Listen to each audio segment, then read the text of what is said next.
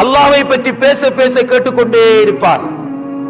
தெவிட்டாதவனுக்கு அல்லாஹ்வுடைய சிஃபத்துகளை, அல்லாஹ்வுடைய பெயர்களை, அல்லாஹ்வுடைய வல்லமைகளை சொல்லிக் கொண்டிருக்க இருக்க இவனுக்கு அது இன்ட்ரெஸ்டாகவே இருக்கும். ஏனென்றால் உலகத்தில் உள்ள அனைத்தையும் விட அவன் காதலிப்பது, நேசிப்பது அல்லாஹ்வை. தொழுகையிலே போய் நின்றால் அவனுக்கு போர் அடிக்காது, சோம்பேறித்தனம் வராது. ஏனென்றால் தொழுகையிலே அவன் அல்லாஹ்வோடு பேசுகிற பாக்கியத்தை பெறுகிறான். சுஜூதிலே இருக்கிற சந்தர்ப்பம் கிடைத்தால் அந்த மனிதன் மிக்க மகிழ்ச்சி அடைவான். ஏனென்றால் அல்லாஹ்வுக்கு மிக நெருக்கமாக அவன் இருக்கிற இடம் சுஜூதாகும்.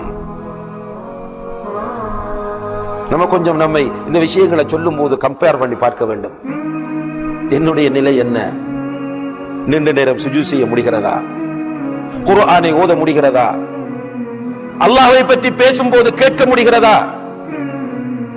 நான் அல்லாஹ்வை அதிகமாக நேசிக்கிறேன் என்றால் ஒரு உளறிக்கொண்டே இருக்க வேண்டும் அல்லாஹ்வை பற்றி. என்னுடைய சிந்தனைகள் முழுக்க முழுக்க அல்லாஹ்வோடு தொடர்பாக இருக்கும். எனவே எங்கு போனாலும் அல்லாஹ் அல்லாஹ் அல்லாஹ் என்று பேசிக் கொண்டிருக்க வேண்டும். பிலால் ரலியல்லாஹு அன்ஹு அவர்கள் அதைத்தான் செய்தார்கள். அடிக்க அடிக்க அல்லாஹ்வை மறுத்து விடு என்று அடிக்கிறார்கள். ஆனால் அவர்களுடைய வாயிலிருந்து வந்தது என்ன? அஹத். அஹத் என்பது அல்லாஹ்வின் மஹப்பத்தால் அவருடைய உள்ளம் நிறைந்து வழிந்தது. எந்த உள்ளம் அல்லாஹ்வுடைய மஹப்பத்தால் நிறைந்து வழிகிறதோ அந்த உள்ளம் பரிசுத்தமான உள்ளமாக இருக்கும். அந்த உள்ளம் வறுமையிலும் கஷ்டத்திலும் சோதனையிலும் எப்போதும் சந்தோஷமாக மகிழ்ச்சியாக இருக்கும்.